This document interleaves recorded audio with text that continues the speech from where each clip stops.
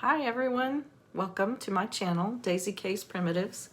I'm Christy and I want to come to you today with this video with the update on my sampler stitching for the month of September and catch up on what I've accomplished there, show you some past finishes, a new start. Had a couple of questions on some past videos that I would like to answer those and possibly introduce you to a designer that you're not very familiar with. So we will begin. First thing I want to show you is the sampler that I was focusing on for the month of September on the weekends, and it is Sarah Casey Unwin by Chessie and Me.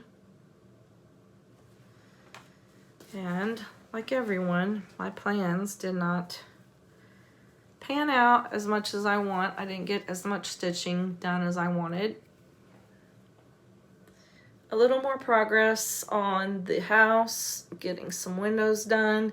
It's hard to tell because most of what I did was I replaced the white in this larger flower in the top basket. I completed this little border, which was kind of fussy putsy. And yeah, put some more red on the house. So that's a little bit more progress. I still have, what, one more weekend to go that I can maybe get some more time in on her. The next one that I did a little bit more on is the Blackbird's design, which I cannot pronounce. Not even going to attempt this one. This is what it's supposed to look like.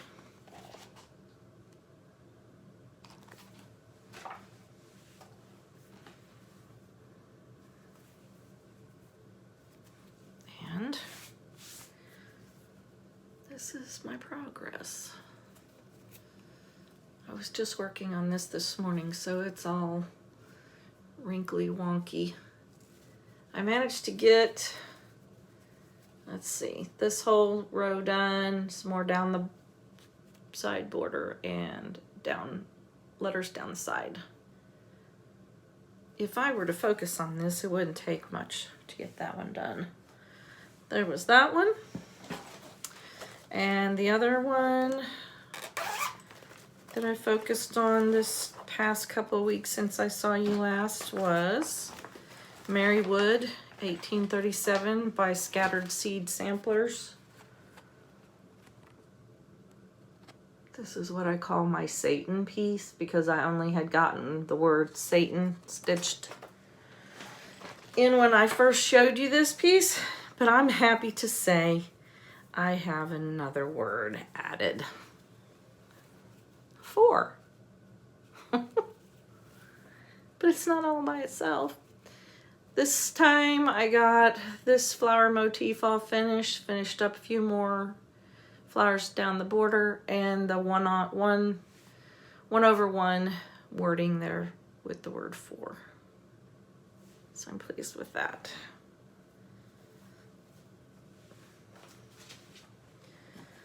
Okay, the new start, which is really not even much of a start. I just got a few hours, not even a few hours, one evening, but it is out of the Sampler, a Needlework Quarterly magazine, and which one? This says volume 7.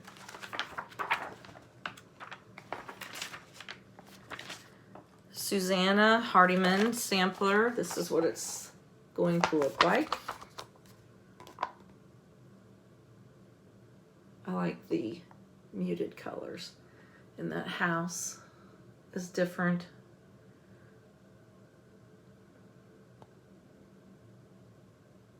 Pretty. And this is my meager start. And I think I even have a mistake in here. So what I accomplished, I'm probably going to have to rip out. But such is stitching. Okay. Something that I did get a question from someone about the Susanna Hardiman pattern, where I found it.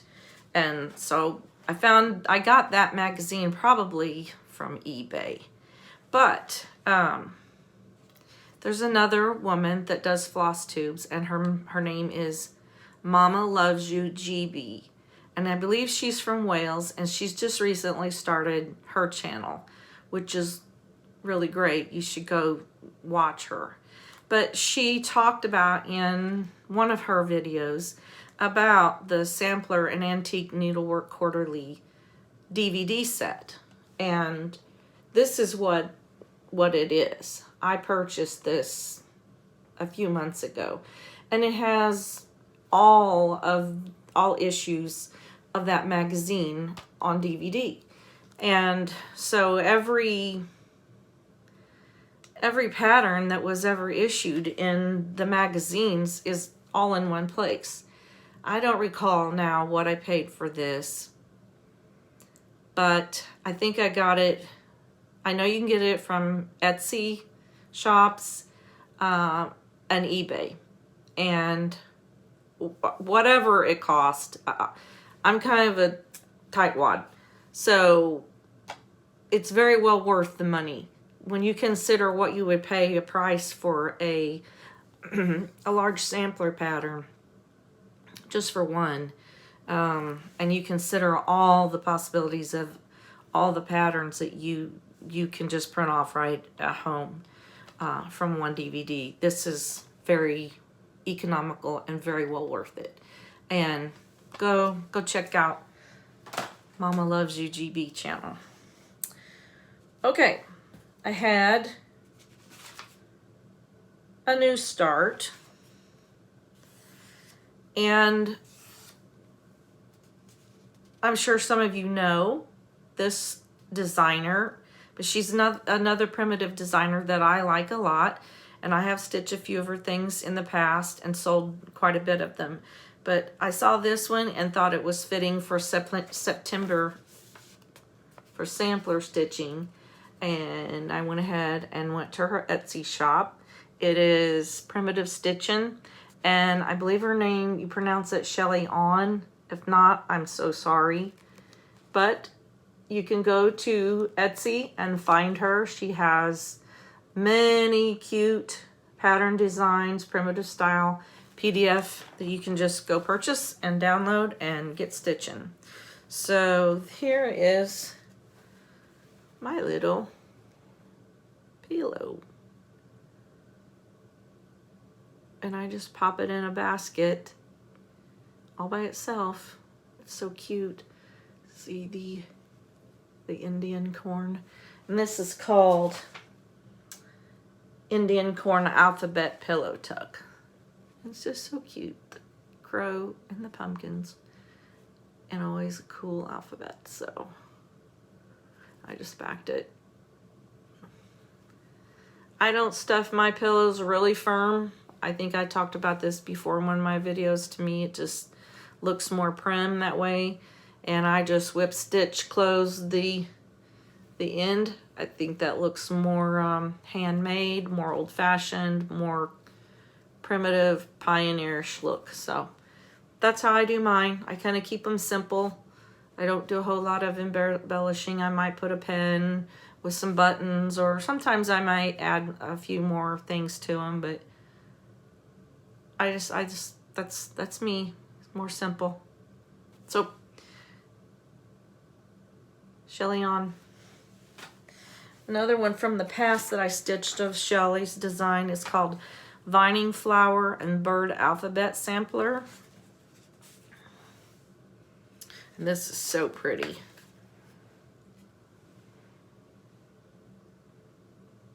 Sorry about all the glare. There we go, that's a little better. I stitched this on 32 count white linen, and then I coffee dyed it and then stained it more after. And this is just a cheap oak thrift store frame that I painted and distressed. And it sits in my office craft room, which you can probably see in the background, all the mess. But that's another primitive stitching pattern that you can find on her Etsy shop. I also have another photo of one that she made. I believe it's called Crows in the Corn finish from the past, that I'll try to put a photo in, and you can see that, how I finished that. Let's see. I also had a question, and I'm sorry I don't recall now who it was that asked, about in my last video that I posted, my fall decorating video. And by the way, thank you to everyone that watched my videos and commented such nice, awesome compliments. And thank you for the encouragement. Thank you for the sweet comments. And I really appreciate that. Thanks to everyone that has subscribed and everyone that has watched my videos. It means a lot to me, and I really appreciate it. And I hope that I can keep bringing you content that you like and enjoy. And I'll do some more decorating videos as we go along. I usually change out my decor with the seasons, so, and I can't leave anything alone, so you'll probably be seeing a lot of decor photos. Anyway, someone asked about this little pillow, which I put in, it was in the fall decorating video that I just did last week, I think. It was shown in a basket, and I think someone asked me what it was and what I stitched it on. This is called, the pattern is Boo to You by Brenda Gervais with Thy Needle and Thread. And I stitched this on 36 count vintage country mocha, and with the called for threads. And that's all I did. I did not over dye it. I did not stain it. And she's so cute. I love her little basket. So I hope that answers that question. I also want to say I tried to respond to everyone's comments. If I missed it, I didn't get back to you or reply, know that I did read them as they come in. It gets kind of hectic as the day's going on, and you get new notifications, and sometimes they get clogged up. So know that I read them, and I appreciate everything that everyone said, and it means a lot to me. Thank you so much. Okay, now I want to show you just a few pieces, since we're in Sampler September. Some of my past samplers that I've finished. I have several. I just kind of picked a few that, a couple that aren't fully finished. But the first one I want to show you is Quaker Samplings, Designs by Ellen Chester with my needle. And the one, this is the pattern. And the one that I stitched is this one. Maybe one of these days I'll get around to doing that one as a companion piece to put with this one. And here is my finish.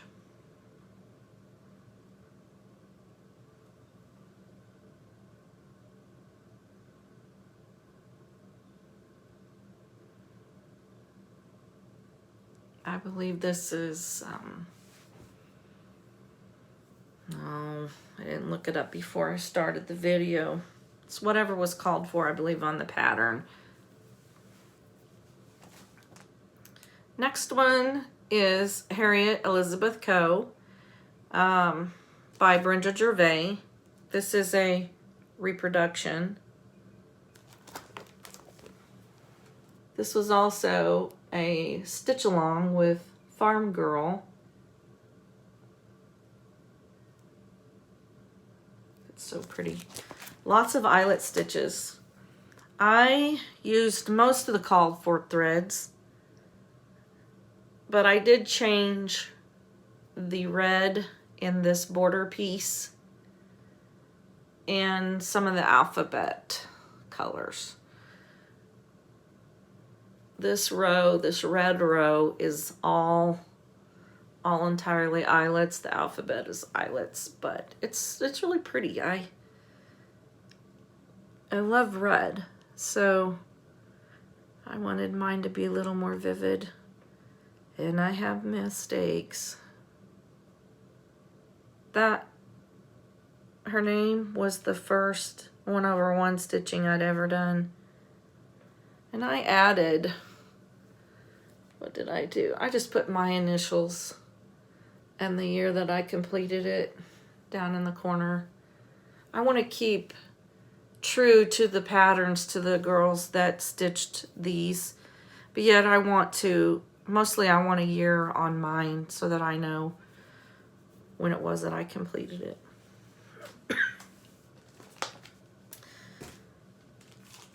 Another one from the past is called Sarah Platt 1811 by Pineberry Lane. I better take this out of the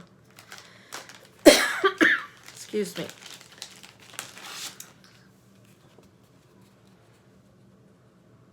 Another more muted, more subtle pattern.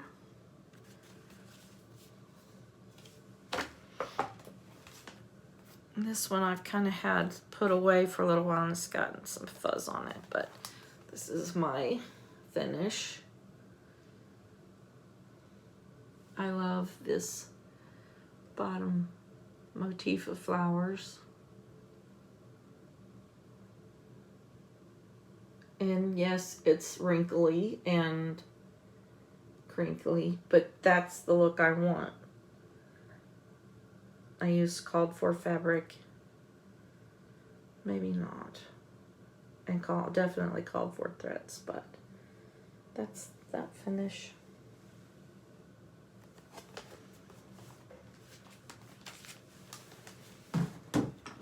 Another Pineberry Lane, Mary Edmondson, 1812. Should have had these out of the package before I got started.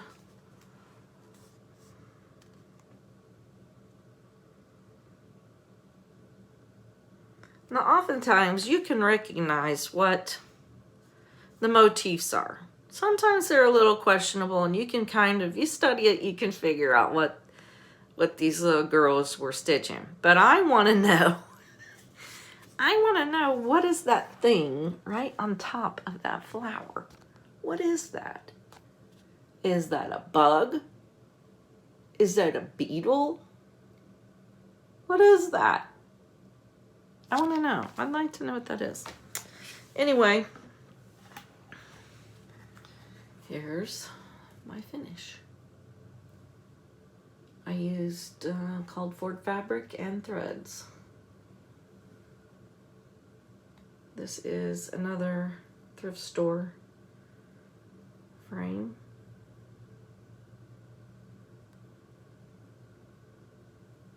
That was just perfect for this one. But there's that critter on top of that flower. Or maybe it's just part of the flower. I don't know. I'd like to know what that is. Wouldn't you love, though, to be able to talk to these little girls and boys that stitch these pieces and just know what their personality. I cannot imagine a 5-year-old sitting still that long. Number one. And number two, doing such exquisite work. I mean, it's detailed work. And, you know, even a 10, 12-year-old, it just blows my mind. And they stitch so much better than I do. But it's just amazing. I love the history.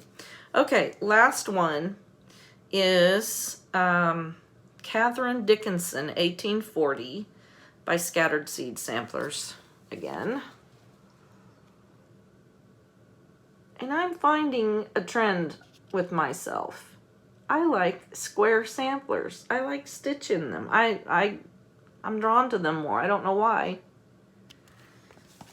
That's a lot of what I have done and a lot of what I'm currently working on. And here is my finish. Once again, too much glare.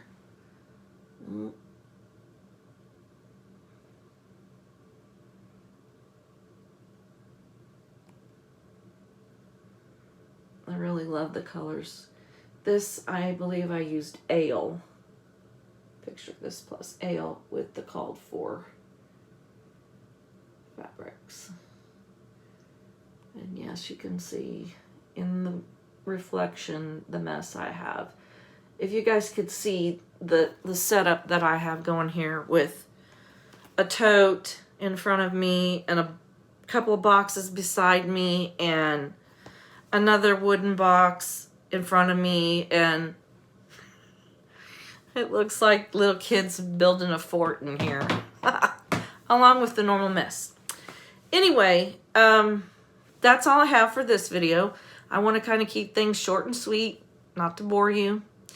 My plans for the rest of the month, get back to Sarah Casey Unwin and focus on her some more on the weekends for sure. And I might just take some more time and just the rest of the month work on her solely.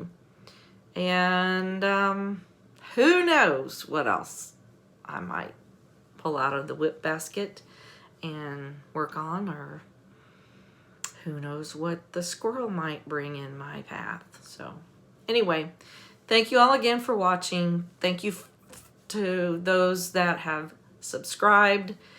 Thank you to those that have come back. Thank you to those that are new. And take care and God bless.